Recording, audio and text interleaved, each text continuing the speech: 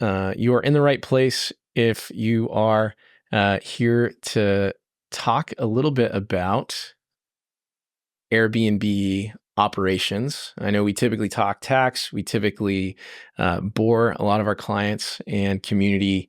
Um, Today, we have a very special guest. Oh, hi, Lucy. So Lucy has our slides. That's why we need Lucy so bad. But let's get started with some introductions. You have your host, myself, as usual. We've got Jacob, who's a stellar member of our onboarding team. We have Lucy, of course, and we have a very special guest today, a friend of mine, someone I've known for many years in the industry. I'd say a titan in the industry, a vanguard, if you will. Dan, I'd love to have you just share a little bit about yourself for the probably 10% of folks in the space that don't know who you are. What do you do? What are you about? Yeah, I'm like a hidden gem. No one knows about me, but I have a loyal following based on a book I wrote in 2018 called Optimize Your Airbnb, based on my experience as an Airbnb employee, a superhost, a property manager. Nowadays, I added recently Airbnb investor to my my description. I have a property internationally in Colombia. I'm looking now for a property in the USA.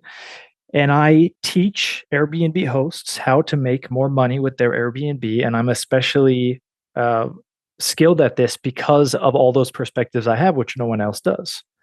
Two of them are the Airbnb employee I already mentioned. But what I didn't mention is that I live in Airbnbs permanently since 2017. I'm the number one guest in the whole world That's incredible. for using Airbnb. In fact, I'm on a family vacation now in my dad's home, which is an Airbnb. So even when I'm not staying paying in Airbnbs, I'm still happen to be living in Airbnbs regardless.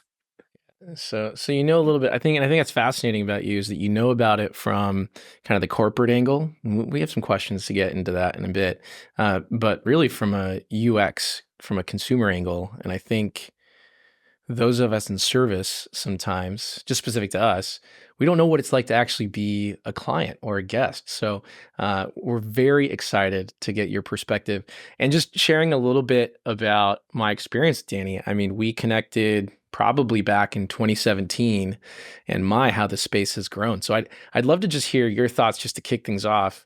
You know, if you went back in time 5 years from now, like how would you say, just big picture, Airbnb has the space has changed, whether it's hosts or the experience. It started off unknown for a very long time, and then it was negative. People were, and it still has that, but for a period of time, maybe 6 or 7 years ago, it was mostly negative. It was like, oh, Airbnb bad, housing crisis, all this. None of the positives were like just at the negatives. And there's always two competing valid stories on any issue. And then the pandemic happened, and everything just flatlined. And then afterwards, maybe 3 years ago, there was a huge resurgence. A lot of current Airbnb influencers came up in that time. A lot of people went into Airbnbs over the past maybe 12 months. Now that the cycle is on the low end, people have exited Airbnb. There's been influencers who have purchased Airbnbs who aren't Airbnb influencers. They were doing good. They bought an Airbnb. They heard about this, and their Airbnb wasn't doing any good, which is tremendously surprising because in one case, this influencer has like millions and millions and millions of followers, and she couldn't even get her Airbnb to work, like even with like direct bookings, which I still find how she didn't figure out how to make that work is surprising. But we're at that level where even someone who should be successful isn't successful at Airbnb. And so now we're probably, my guess would be we're coming up. There's going to be an Airbnb boom. People who have stuck it out this long are going to experience increasing profits over the next few years. Yeah. The only thing I would caveat, because you know, in the space we're in, I would agree. I think between a couple of years there, everyone was starting an Airbnb. And, you know, Jacob, you remember those days where we just had people saying, I want to get my accounting and tax plan. And we'd find out after we onboarded, they didn't even have an Airbnb Yep. yet. And it was like a tremendous amount of entity startups. And then we've almost seen the opposite now. So I think the only thing I'd caveat to that is that resurgence, I wonder if you agree, is caveated by if you're good, if you are a good operator and can stay cash flow positive. Because on our side, we have people that have not had a great experience with Airbnb, but there's a tax benefit. So we actually see a lot of the losses, and then of course we see the clients leave Airbnb after 2-3 years. So I'm curious how you think about that. Are the ones who aren't good going to fall away or fall off? How do you think about that? Well, there are the boom is not happening now. That's in the future. I think we're in the trough, and there will be another. Everything goes in cycles, in my opinion. Everything, and it all goes in cycles. And so we're at that trough. We're going to be on the uptrend, and I would say that it would be very similar to how it happened in end of 2020 and 2021. There's a strong correlation. I know, being a traveler, I have a few friends who do this. They do day trading, and I've seen it for like period of like maybe 3 cycles now, where when the market is up, certain people become like expert day traders, and then they promote courses and they Yeah. grow their YouTube, and then when the market is down, they disappear. And so the same thing will happen with Airbnb. When the economy is good and people are traveling, there will be a lot of course sellers. There's tons of them, tons and tons of them, many of which call me privately on consultations and have me coach them on certain things. And then they go out and they're expert marketers and they sell all these courses, and they will, being expert marketers, bring in a whole bunch of new Airbnb hosts. And if you are a good Airbnb host, whatever cycle we're in, I have a saying where I say slow season looks a lot different for the best hosts, and that's always true. So if you're a good Airbnb host, you're buying properties now, probably you're doubling down on certain things, and when times are good, maybe you're I don't know, moving. It depends on if you're doing arbitrage or not, whatnot. But I am looking at all properties in the USA for this specific belief I have about the future coming up. I love that. Well, I think to be a good Airbnb host, sometimes you have to be agile. I know that having a property, sometimes something breaks and you've got to drop everything. We're having a little bit of that as a team right now. I don't think we're going to be able to share our screen, but in the spirit of being agile, we're going to work through it. So Lucy, I need you to tell me where we're supposed to be and what we do next. Hey guys. Okay. Now we're moving for the first question. Can you tell us a little bit about online Airbnb listing? Daniel, what is the importance of the cover photo, the title?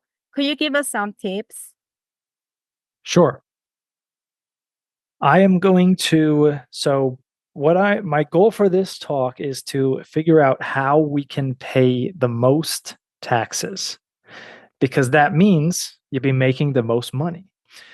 If you're going from a good to a great host, you can double your income. That's not a joke. I quadrupled it, but I'm considering that kind of an outlier experience. From the property manager who was managing my Airbnb, the last one I purchased, to what I'm making 4 times as much.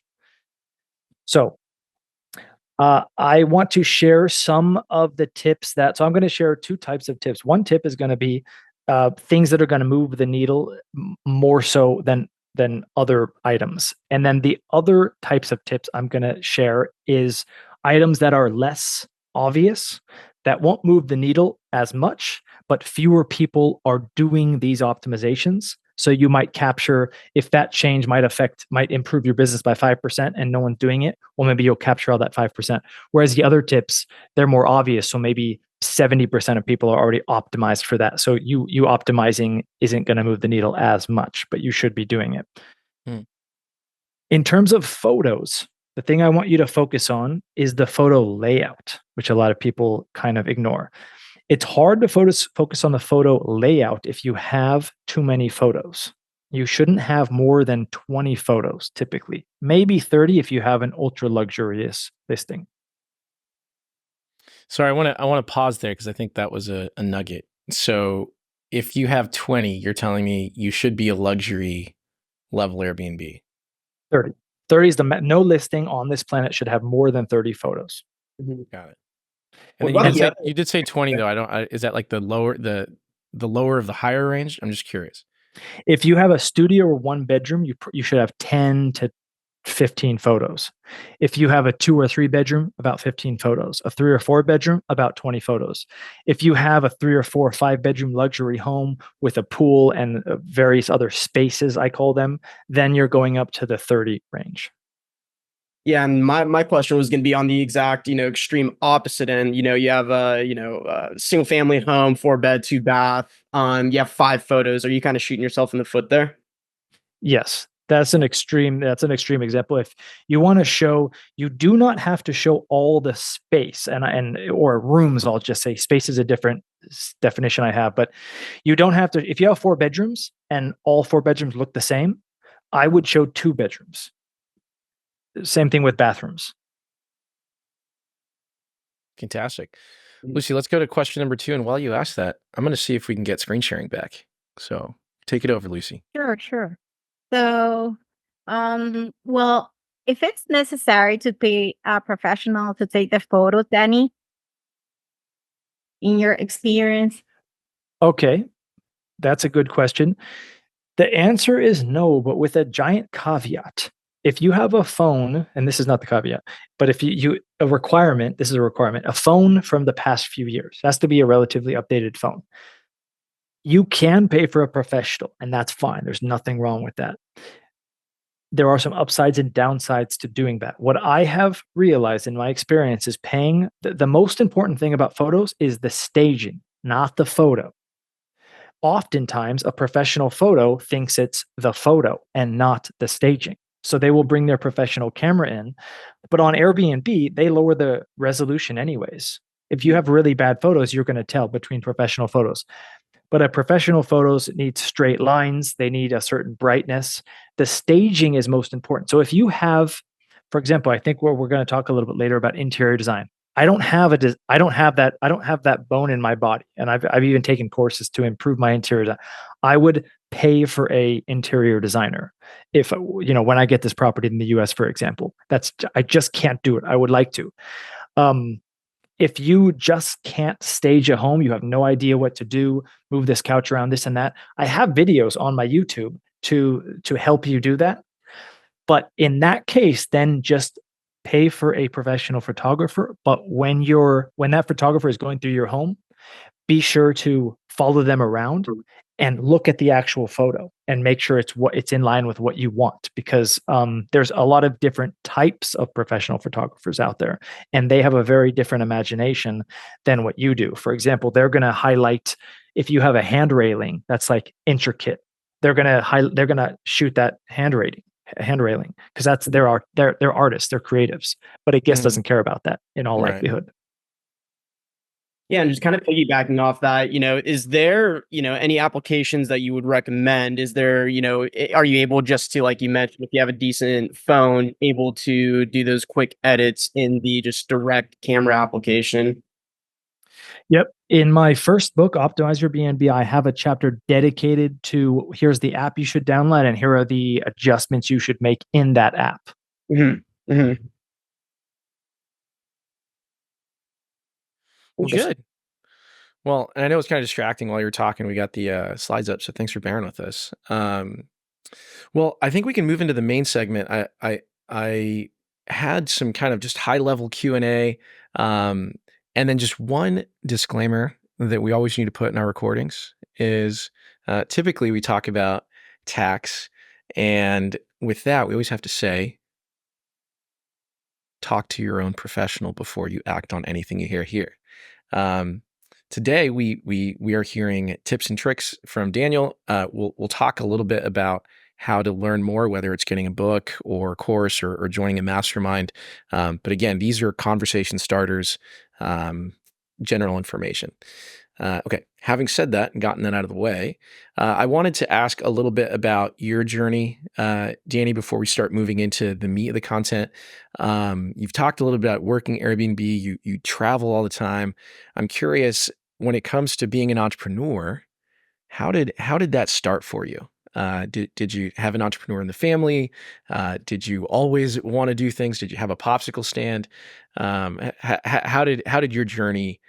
How was it inspired? And tell us a little bit there. Yeah, I love these unique questions. Some questions you get all the time, some you do not, and this is a new one, and I like it. There are, I don't know if I should say no, but I don't think there are any entrepreneurs in my family. And although when I was in middle school, I would I loved selling stuff. I wanted my family always to do garage sales. I would set up like fake stores on my living room dining table that like my family could buy stuff, my parents and my three brothers. I never thought of myself as an entrepreneur. I went the accounting route, just like you. I got my CPA in 2012. I worked at Airbnb as their accountant. And then around 2015, 16, 17 is when I went from CPA to a business manager, kind of plus CPA plus accountant at a local Airbnb property management company, to running my own website, advising hosts on how to improve their Airbnb. I had some initial success. You sometimes hear stories of entrepreneurs, and especially online entrepreneurs, taking years and years and years to do something. I didn't have tremendous success, but I had enough success where I ran my first promotion. I think it was called airbnbguide.com. I don't think it's even around anymore.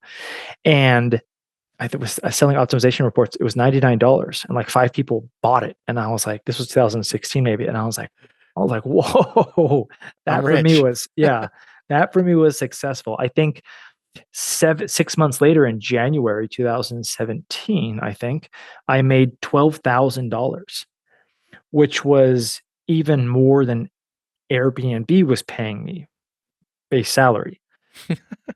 And so that You was mean in a pay period, right? in a pay period, correct? Yeah. Yeah, okay. I'm with you. So that's how it started. And then I don't have any I'm a little bit of a different entrepreneur. I highly value passivity and stress-free life. And so I have no ambition to take over the world and to grow my YouTube to 1 million people.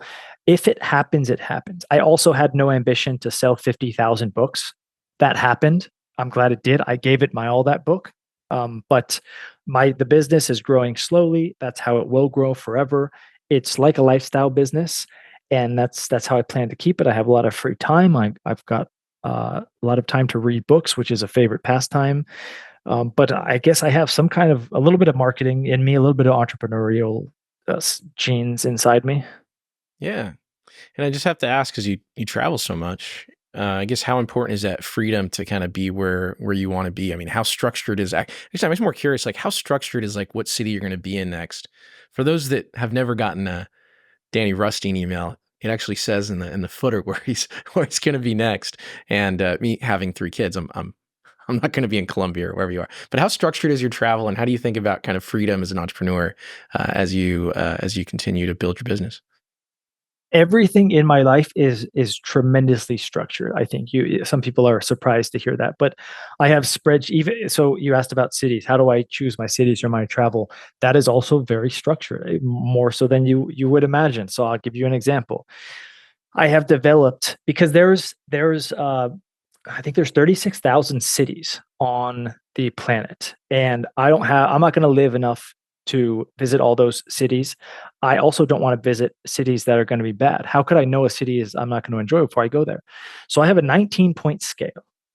Hmm. Well, actually it's 18-point scale about what are my values? What am I looking in a city? And some of them are common, clean streets, clean air. Some of them are a little bit stranger, like pick up basketball leagues. That's how I make friends.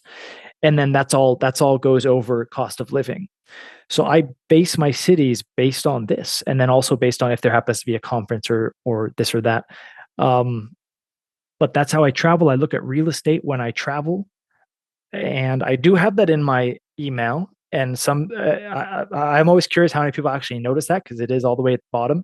But I do meet up with hosts every now and then in different cities, including in Rio de Janeiro, where I was just at. I'm currently in Michigan, and from next Wednesday, I'll be in Honolulu for a month. Yeah, it's incredible. Yeah, I think a lot of times people will kind of envy the digital nomad and just think like there's no structure, you just pick up and go, it must be nice. It's refreshing to hear you're incredibly thoughtful about that. Where has pickup basketball surprised you? What country? Colombia, Medellin. There is a rather frequent pickup basketball league that is also near my home. That was how I made a lot of friends in that city early on. Wow, that's very cool. I can relate to that. I spent summer somewhere. We did Mexico City last year, and I had the pleasure of joining pickup soccer. Of course, they don't call it soccer there, as you know.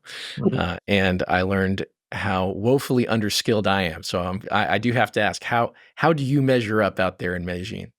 I'm a very good basketball player. I played AAU basketball back then. I played with what's his name? Jeremy Lin. Yeah. Yeah, I played on his team, Metro Mirage.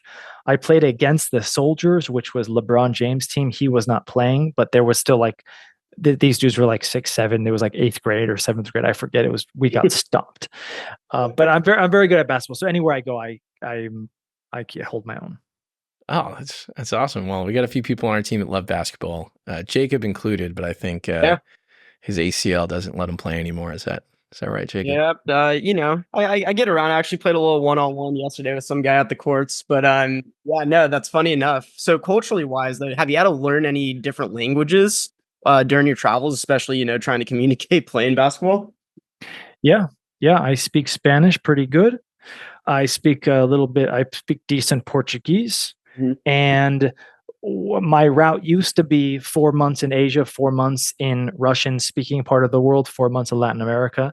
The Russian part of the world got nixed the past few years, but I used to speak a lower level conversational of Russian, and I plan to resume that as soon as I can. Gotcha. Wow. And then are you doing that like just being around the culture? Are you doing any studying yourself, Duolingo kind of thing? No, okay. You should not use Duolingo. That's the headline. I tried Duolingo for Portuguese in 2022 because it was everyone's talking about Duolingo, and I got there and I realized like, wait, this isn't working at all. And I've confirmed that with other people who learn language as well. It does not work. You will not meet a person who used Duolingo to learn the language. But I wish I was smart enough where I could be those people who I just went to a place and just heard the language and learned the language. No, I spend a tremendous amount of effort learning the language, reading books, paying a tremendous amount of money as well, paying one-on-one tutors.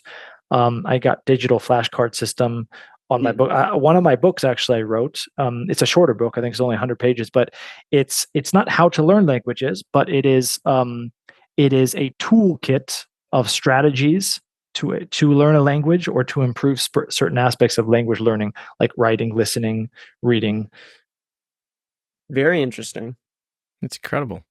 Well, it's always fun getting the personal side there. So thank you, Dan. I didn't ask what basketball is like in Southeast Asia because I imagine you're probably towering and dominating, but I'm sure that'd be fun to watch.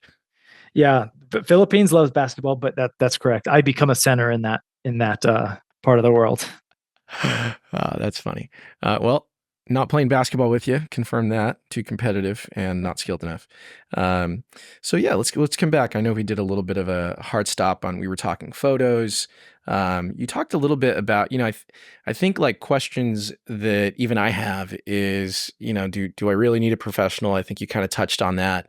And I wonder like, if you're setting up a place, do you prefer to take the photos now that you kind of know what you're looking for versus paying someone and then filtering out what's important? Like what's your playbook if you are setting up an Airbnb? When I purchased the Belmonte penthouse, I call it, in the Airbnb we were talking about in Colombia, I hired 5 professional photographers. And this is when my thought process kind of changed, because I was one of the influencers, Airbnb experts who was saying, hey, you need professional photos, you need professional photos.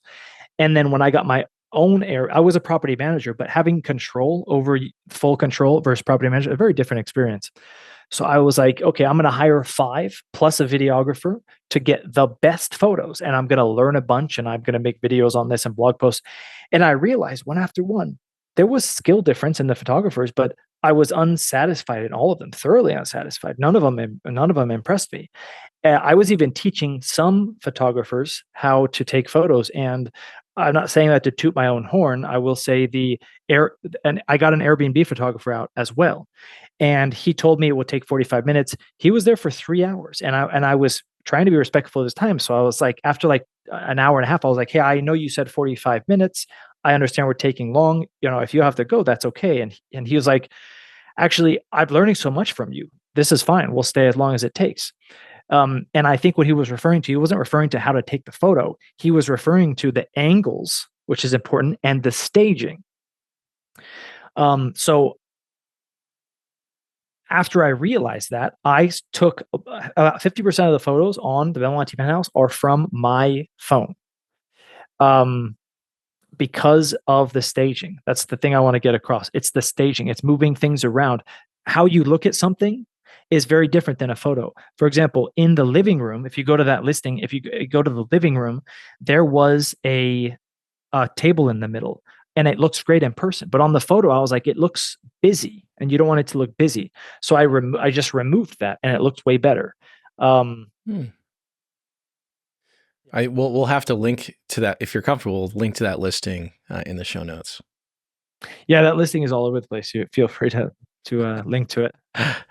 Well, I think that's a good segue into increasing search rank. How do you think about that? I mean, I'll just ask you to start there. I mean, how do you think about search rank? I think about it very differently. You cannot know your search rank on Airbnb. That is surprising to a lot of people. It is not Google. Your search rank changes drastically with every guest. It's all very personalized. So do not pay for tools that measure your search rank, because they're not measuring your search rank. They're measuring an approximation of this and that. Even if you explain that. I was going to say explain that a little bit. Yeah. Okay. I think it's easiest if I explain it with Google, whichever one's familiar with, I think. So on Google, you cannot create a website and get ranked on the first page for something competitive. And on Airbnb, a rental in Medellin, a rental in San Francisco, a rental in Houston, those are all very competitive. You need to build up over time to get to the first page in Google, and everyone knows you want to be number one. Compare that with Airbnb. You can start your listing today and be on the first page of Airbnb. Now, the other thing is Airbnb sees everything 100%. Airbnb sees the guest comes on, what city they go to, what listings they look at, what listing they eventually booked, and the review that resulted in that booking.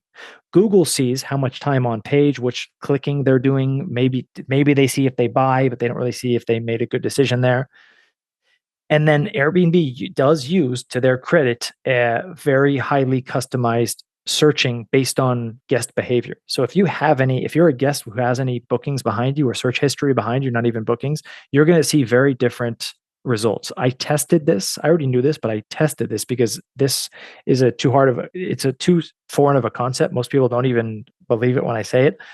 In my program online, I think we had 8 people online. We all went to the same city. We looked at the same filters. We filtered the map down to the same area, and I had them all take screenshots and send them to me.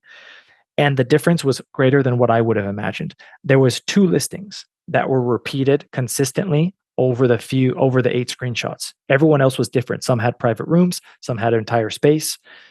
And so, irrespective of the filters. Well, we all had the same filters. Yeah. So we all filtered the map with the same dates and the same filters, and then we took a screenshot. What are you seeing first, second, third listing? What am I seeing? What is he seeing? Yeah. So what do we do with that knowledge? So if you could pay for your search rank, then it would be very important to know your search rank. If I could pay Airbnb, hey, I just want to rank number 1, it would be valuable, because then you could say, okay, I'm not getting bookings, so I'm ranking last. Let me pay to rank first, and I'm going to get more bookings. That's not possible on Airbnb. So what metric, if search rank isn't available, should we focus on? And that metric is occupancy. The next metric someone thinks of and is very more common is views. How many views how do I get more views? Just look at your occupancy number. That is a known number, your future occupancy I'm talking about. And with that future occupancy, we do some changes. That's a whole pricing strategy. There is one hack that I know of, how to increase your search rank, because it's only a hack because Airbnb has said it's a hack. Airbnb doesn't say anything about their search rank. Of course, we know it has to do with your reviews and things like that. But The hack is Airbnb wishlist saves. It's that heart in the upper right corner if you're a guest. If a guest interacts with your listing that way and saves your listing onto their wish list, that is a positive indicator, and everyone has said directly more wish list saves equals a higher search rank. Wow.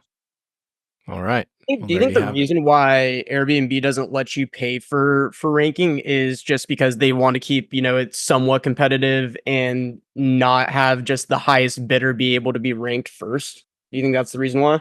Mm-hmm. That's exactly the reason why. It's a business decision, so no different than why you can't filter out any listing below a 4.5, let's say. Gotcha. Understood.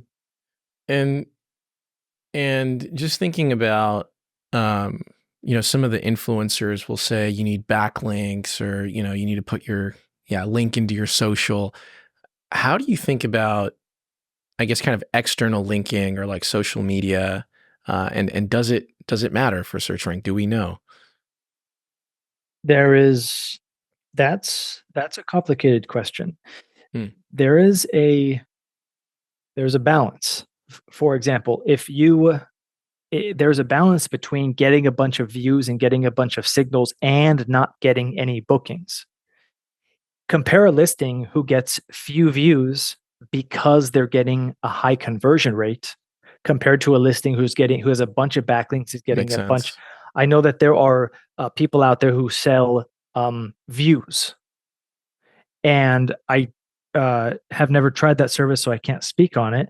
But I would guess that if I was Airbnb, the company, do I care if a listing is getting a bunch of views and taking up? I'm paying for that. That's my server. That's their energy that they're using. I'm actually paying for a bunch of false views.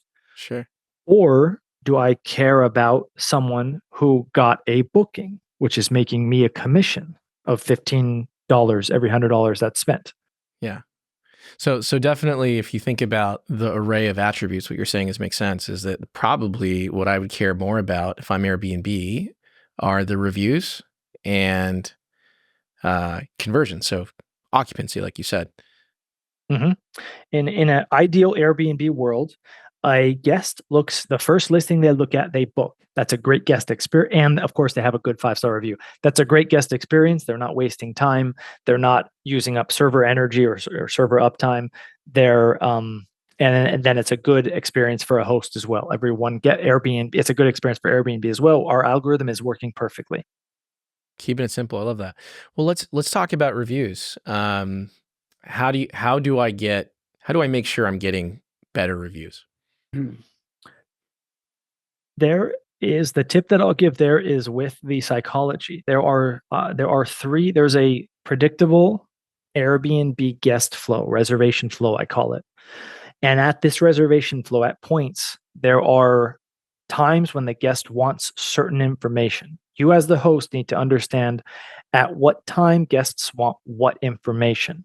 They don't want to know that they do not need to know the checkout rules during check-in.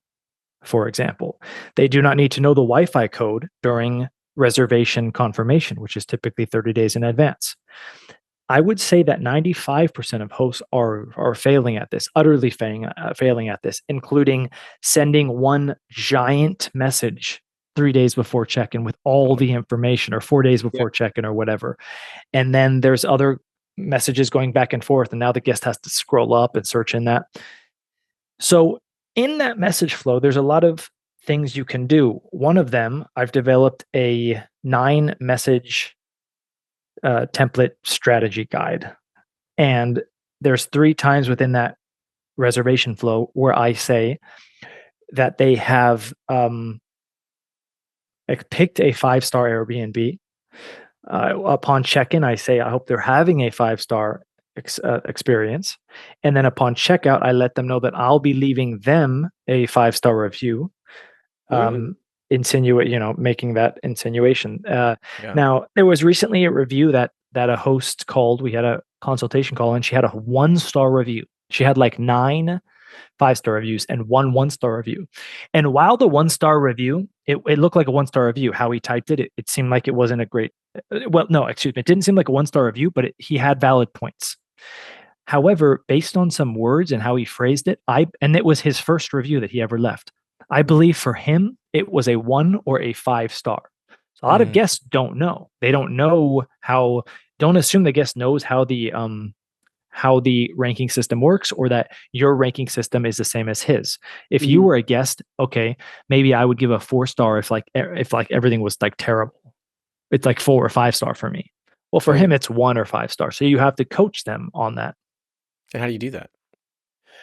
One of the ways is letting them know indirectly. It's just mentioning you booked a 5-star stay, and then upon check-in, I say, I hope you're having a 5-star experience. If not, let me know and I'll help you out. And then at the very end, the checkout message is important, because during the reservation, if there is any kind of negative communication between the guest and the host, and it doesn't have to be arguments, it could just be like the guest said, the laundry didn't work, or it was like the heater wasn't that great, just small things like this and that. So upon guest checkout, if they communicated things to the host, and depending on how the host answered that, the guest might check out and be like, well, based on the host's communication, I don't know if they're going to give me a 5-star review. So why would I give them a 5-star review? So as the host, we need to communicate to the guest, hey, I'm giving you a 5-star review. Let them know that. It's fantastic. We have a little story that we rented an Airbnb for our company summit. Everything was great. We had an invasion. Jacob, actually, you handled the invasion. I sure did. Just share a little bit, because I want to tie it into what Daniel just shared. Yeah, so we get there, beautiful place. We're all happy to be together. We had team members flying in from all parts of the country, the U.S. and outside. It's a big place. I'll just share. It's a big place. They've got pool. They've got game room. Yeah. So we get there and we're all just kind of getting comfortable with our digs, checking out. Everybody's establishing what rooms they're staying in. I'm playing video games. One of the gals at our firm goes to the bathroom and we hear her scream. So of course, all of us are like, what's going on? So we run in there and there's a ginormous cockroach just on the wall. And I kid you not, like one of the biggest ones I've seen, I don't know, call it maybe 3-4 inches by like 2. Yeah, like a third of the teams from Latin America. I've traveled the world. Like this thing was like the size of like its head turned to like look at. It was crazy. This is Anaheim, California. Anyway, it was crazy. It was disgusting. Everybody was like, I'm not dealing with it. I'm not dealing it. I'm like, I don't want to deal with it. But of course, I put on my big boy pants, got in there, and I did not get it out of the property humanely. I just kind of took the good old chocolate to it. You're gonna get canceled for that, but that's fine. You're safe here. But I think the point is I thought about, like there was like a camp divided there. So we took care of it. Everything was fine. The camp was like, do we share that? And obviously like we should have, and we got busy and like other things came up. And the host was so great about like turning on the hot tub or like troubleshooting. We were presenting, part of it was we were presenting on the screen. They were so great at communication that when it came to review time, it was like a non-starter. I was like, I'm not even going to mention it. I should have privately said like, hey, you might want to do this for future guests. Right. But just in that micro experience of like, is this going to change it to a 4-star? I didn't even think about it. So just a big amen to what you're saying, Daniel. I don't know if you've ever dealt with stuff like that where as a guest, you're like, I'm going to give a lot of grace because everything else was awesome. Yeah, absolutely. That happens. And I stay for typically mine is a month-long reservation. So there's been times where like that happens. And if I had to leave a review at that time, 1-star or 4-star, whatever. But then the host is communicative and it goes back up. And by the time I check out, even 3 or 4 days later, this host is lucky that this was at the beginning of the reservation, because by the time you've had this experience. Well, tell me if you've had this experience. The Uber driver, you get an Uber driver and they're like getting lost on their way to your house, or they stop for gas or this and that. And you're like, wow, I'm going to give this Uber driver such a negative review. And then you get in the car and you talk with the Uber driver and they're nice. And then by the time you leave, you're like, wow, I would feel really bad. That's obviously a 5-star review. So that's the host had good fundamentals. This happened. It sounds like a particularly giant cockroach for some reason. I don't know what's going on there. Yeah, I think there was it was like a mutation or something. Yeah, it was unnatural. I think cockroach with a giraffe neck. You said turning its head to look at you. It was like I went in because I was like, I'm the dad of the group. Let me take care of this. And I looked at that and I was like, nope, Jacob, this is you, dude. This is. But I think I just want to highlight that like there's kind of a human empathy component, and I think us too, as a tax firm. I mean, we always want to think about what our hosts are thinking about, and it totally makes sense that like you want to give an empathetic experience because oftentimes that will smooth out some of the rough edges. So thank you for that point. Anything you want to add on reviews, Daniel, before we move on?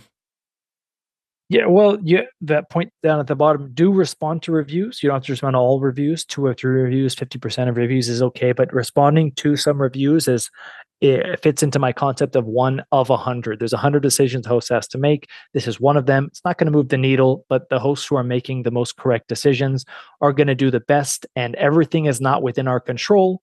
So why don't we control the things that are within our control? Yep. Before we switch topics, Miguel, really quick, how would you respond to a bad review? Possibly, there's a lot of different tactics. You can respond defensively. You can respond understanding. How would you personally advise responding? You can also pay the bad reviewer to take it down. I mean, like, we know that our clients deal with this. So yeah, thank you, Jacob. Like, let's get into it. Yeah, you can. So this is a deeper subject than you might think, because there's such a variety of negative reviews, and there's kind of a specific strategy for a lot of reviews. But so I'll answer it, but I'll also point you to my book, my newest book, Profitable Properties, where I have a whole chapter dedicated to how to respond to negative reviews, how to even leave reviews. Hosts have a lot of questions about how do I leave a review? Should I leave a positive review or a negative review? How to leave that review so that it doesn't get taken down by Airbnb. It's the worst when you leave a bad guest a negative review and then Airbnb takes it down for one reason or another. But you do not want to be defensive. You want to correct the problem. I say that it's a deeper question than you might think, because even you might ignore it depending on where the negative words are specifically. You might even just entirely ignore that negative review. Mm-hmm. Listen, it depends works here. Like it all depends. So mention the book one more time, Daniel, and we'll link to it as well. Yeah, the new book is called Profitable Properties, and it is the first book was about the online and the offline experience. The new book, I added in pricing strategy, which is a huge topic. I added in direct booking, and then I added in vacation rental market analysis. So it's the encyclopedia of short-term rentals all the way through. And I am in the, still optimize camp. Like that was, I went through that. I haven't evolved to read the next one. Do you recommend that someone read that book first before getting to Profitable Properties? I would say probably start with Profitable Properties, because they're in Profitable Properties. I have not repeated information. For example, the chapter I mentioned earlier about the edits on the phone, that hasn't changed. So I didn't just take it and put it in the new one. You have to go to the old one. But also there's about 5 chapters in the old book that are no longer relevant. And in Profitable Properties, I answer that question a little bit more in depth. Which one do you want to read first? Actually, I think it's even in the description on Amazon. If you want to go there, you can read that and it'll tell you which one to start with. But Profitable Properties is more updated. Great. We'll link to it. I want to make sure we can get some questions from the audience if we do get them. So let's do this. Offline hosting style. There's 3 things up there. Which one would you say, hey, you've got me for 2 minutes. You got to know this or think about this? It's going to be, so in terms of Superhost checklist, I would equate that to amenities. That is controlling what's within your control. Not everything is within your control. There's a lot of hosts who don't have enough amenities or have cheap amenities. The blender is one. What is your guest going to use the most? And then go and splurge on that. The bedroom, the bathroom, the towels, the softest towels you can get, the softest toilet paper you can get, the highest end blender you can get. Of course, this depends on what you're offering, But my advice to you is get the best. If you're going to buy a house or arbitrage, get the maximum your budget allows. Because if you have a 4-bedroom, 4-bathroom luxury home, and that's within your budget, and you instead opt for a 1-bedroom or 2-bedroom, you're doing about the same amount of work, but you're making less than half. Because oftentimes there's jumps going from 3 to 4-bedroom. There's a jump of, maybe 70% in the revenue, but the house isn't going to cost 70 more to adding on a bedroom. And then interior design tips I've added here, but only because it's important, but it's not an ability that I have, unfortunately. So as I mentioned earlier, I would hire an interior designer to sparse up the house. I do have a blog post, interior design tips. I think I have like 50 of them. Anyone can do them. They're just simple things. But any 2 homes, one is identical homes. One has nice interior design, one is average. That better designed home is always going to win. And there's one thing I wanted to mention as well. This is a hack. You're not going to hear it anywhere else, I don't think. But if you look at the Belmonte penthouse, I have, I think as of today, 126 reviews, 4.99 rating. 5.0 is the highest. And the reason I have that, there's a lot of reasons, but the biggest hack is I do a live check-in. And as you were mentioning earlier, Miguel, is the human, the empathy, the human face-to-face interaction. They have that. So if the guest is going to leave a negative review, it's a lot easier to leave a negative review to a faceless digital screen, me managing it remotely. Okay, wow. Now you're going to be leaving a negative. I also offer daily cleaning. So if you leave a negative review, you're going to be hurting that lovely cleaner who also cooked you breakfast one day. You're going to be hurting that concierge who helped you plan your trip. And I have a 24/7 security. And you're going to be hurting that guy. So I believe that because I have a live check-in and guests have human connection, is that because of course I've had bad experiences, and so have some guests. There's been water turned off citywide, and we didn't even know. That would usually lead to a negative review. Wow. I have not gotten any negative. I got one 4-star review, and I think I got one 3-star review, but I was able to get that removed. And I have a chapter in my new book about how to remove reviews, which is also a very hot topic, and that is similar to responding to reviews. There's a whole variety of strategies that you can do in terms of getting reviews removed, but you can bet that the hosts with the highest rated reviews listing, they have gotten numerous negative reviews removed. Wow. And you can get that if you click on the link for Daniel's latest book. Well, very good. I want to be mindful of time. We have about 10 minutes left, so I don't know if we've gotten a lot of Q&A, but the way it works is, guys, feel free to, if you're on and you're listening, you've got a question for Daniel, type it in. Lucy will call it out. Do we have any questions? If not, we did have some slides with questions based on some of the content that we've gone over from you. Did we have questions, Lucy? Yeah, we have a couple. Yeah, I can read out. Okay. So the first one is going to be a pretty funny one, in my opinion. What do you do if a guest leaves your high white thread count sheets dyed with hair dye, dirt, etc.? It's just so weird. It happens so often. Okay, the last part threw me up. I had an answer until that very last part. It happens so often. Interesting. Okay, if I was the host, or it's happened enough times, more than once, and it really hurts. So yeah. If it happens once every 20 reviews, I would buy new sheets. It's called a business expense. A lot of Airbnb hosts have day jobs, have regular jobs, and then it's hard for them to transition into being a business owner, which you are as an Airbnb host. You have an online reputation to manage. You're doing accounting, you're doing marketing, you're doing customer service. So if you can't run an Airbnb, and a lot of hosts make this problem, when you go to buy a home, or even if you have your current home now, you need your expenses to be half of your income. When you buy a home, I make 2 estimates. I make a high-end estimate, which is actually expected because I'm always conservative. And then I make a low-end estimate. That high-end estimate needs to be double. That's what I'm expecting. It needs to be double. The revenue needs to be double the expenses. A lot of hosts are making $12,000, but their expenses are $10,000. That's in that case, yeah, you're going to start fighting with the guest about replacing sheets once a month or once every 3 months for $75, or you're going to be submitting resolution requests on Airbnb.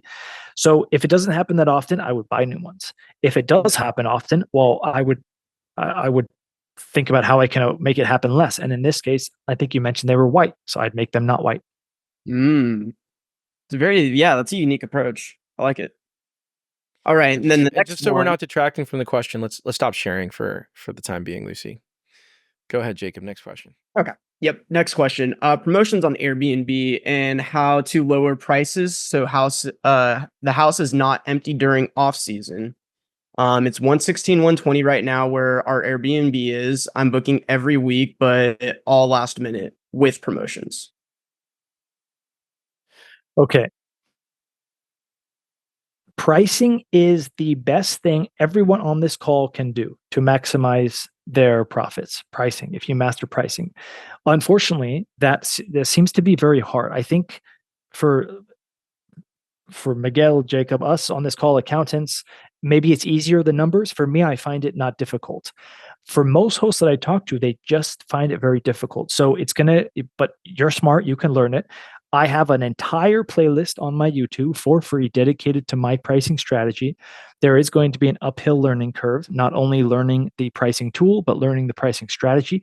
But it really is not difficult. After about a month of learning, and you're not a month of learning 4 days, because I go in once a week, then you'll get down to 30 seconds a week per listing per week to manage your pricing. So I starting with that so you can understand where all this teaching will go from. But when I mentioned that I am earning 4 times more than the prior property manager of my last investment, a lot of that has to do with pricing. So you mentioned some numbers there. I don't know if that's weekend and weekday or whatnot. I wouldn't use promotions on Airbnb. I understand that you have to put your mindset in Airbnb's mind. Why are they offering promotions? They're doing it. I know that they say we're going to put you in an email if you offer promotions. Don't count on it. Okay. There's other strategies you can do. I have one strategy that's called creative discount, is the title on YouTube, where you offer a fake discount, for lack of a better word, where we're raising prices 20%, let's say, whatever you want. And then I'm adding a discount, 2, 3, 4, and so on, discount of 20%. So that way I can keep my minimum at 1 day, but you'll be paying 20% extra to book that 1 day. That's the only way I know how to charge extra for 1 day. So pricing is difficult, but it's one of those things that's well worth your time to spend your time on to really learn and master. Very helpful. What was that video called? If you type in creative discount and maybe optimize my Airbnb at the end, whatever question you have, just type that in on Google, title, optimize Airbnb. My stuff will probably come up, whether it's a blog or a video. But this one specifically, I believe it's called creative discount. I can send you that for the show notes afterwards if you want. Yeah, please do. All right. And then I'm going to interrupt the question flow because I've got one that's burning that we talk to our clients about. And it has to do with business deductions for exploring Airbnb. You're obviously in the Airbnb space, Daniel. Like, how do you think about, the R&D around staying at different Airbnbs as a business expense? Oh, I'm in a very unique position because every Airbnb I stay at, every flight I take is a business expense. I deduct all of that. That's not typical for everyone. If you are, I guess it would be a startup expense. You would know more than me, but if you're looking at vacation rental markets, you can't take that expense right away. But if you purchase an Airbnb, I believe you can apply that deduction to the future Airbnb, given a threshold. I'm not a fan of buying property sight unseen. I do think you should go there. And in fact, I think you should invest in an Airbnb, an existing Airbnb. Imagine if you're looking for an Airbnb and you buy a nice house that's not an Airbnb, you're going to encounter a bunch of problems because there's a difference between residential and Airbnb. I would rather invest in an Airbnb with an existing cleaner, with an existing laundry system on site. And I'm going to avoid at least 50%, maybe 80% of future problems and headaches. And that's really interesting. it makes me want to ask, do we know of a broker that sells Airbnbs when they're ready to sell? Do you know someone? Like, how would you go about finding an Airbnb for sale? I am so well, it is an interesting question. So what I do, right? There's a bunch of things you can do, but you could just reach out to a real estate agent in the area and say, "Hey, I'm looking for an Airbnb. Do you know any?" Or you could go to Zillow and you can type in furnished, or you can type in Airbnb as a search filter in the description. The words in the description, you can actually do that, and that sometimes brings up 0 Airbnbs, but sometimes it brings up a few. You're not going to get all of them for sure, but you will get a few. You will typically get a few in a larger city. So there we go. That's an opportunity. Someone can create a biz buy sell for Airbnbs. Probably will be. Airbnb can do this. All right. Why wouldn't Airbnb? Sorry, you're going to get me off on a rant. Please, we're here But for like, it. there is so much improvements that Airbnb could do that they're not doing. One of them would be, hey, you got buyers and sellers already on your platform. Why couldn't someone click a button to a host and say, I'm interested in buying this? Mhm. I don't know. It seems like a missed opportunity. I agree with you. And we'll be on the lookout. But I think the point that you make is very valuable in that a property that is got guests coming in and out that's ready for me is not going to have the same issues that a long-term rental does, where maybe you've got a slumlord, or even, somebody lives in the house, they're living with all these kinds of issues. So very good point. That is time. Daniel, it's been an absolute pleasure. One thing that I always want to ask at the end is if you could give yourself a piece of advice to your 10-year younger self, what would it be? And that'll be our last word. Whatever, when you're younger, and probably when you're older as well, you don't know if you're on the right path or not. And how I know that now is, if whatever I'm doing, can I be the best or near the top in that? When I was an accountant, I didn't like it. I may have even hated it looking back on it 2020. I wasn't passionate about it. I didn't feel like I was learning. I felt like it was wasted few years of my life. And there was no chance. But at the same time, I had a good job. I was making a good salary. My friends thought I was successful. So how do I balance those? Okay, the question is, can I be the best accountant or one of the best accountants? Do I have that ability? And I did not. I could not. I did not want to. So I'm on the wrong path, and I need to find something else. Very helpful. So can we be the best Airbnb host we can be? I think is where I'm landing with that. The bar is lower than you think. There you go. That's going to be the show title. Thank you for it, Daniel. It's been an absolute pleasure. This is it. Thank you, guys. Thank you guys so much. And then really quick, Daniel, do you mind? I screenshotted the last couple questions. Do you mind if I shoot that to you via email, and I can shoot them over to the people personally? Oh yeah, sure. Awesome. All right, Carrie, Chauncey, I'll get back to you guys. Thank you, Jacob. All right. Well, thanks everybody. We'll recap this, put it on YouTube, and send it out. So if you caught just a piece of it, we promise you'll be able to access it later. Thanks again, everyone.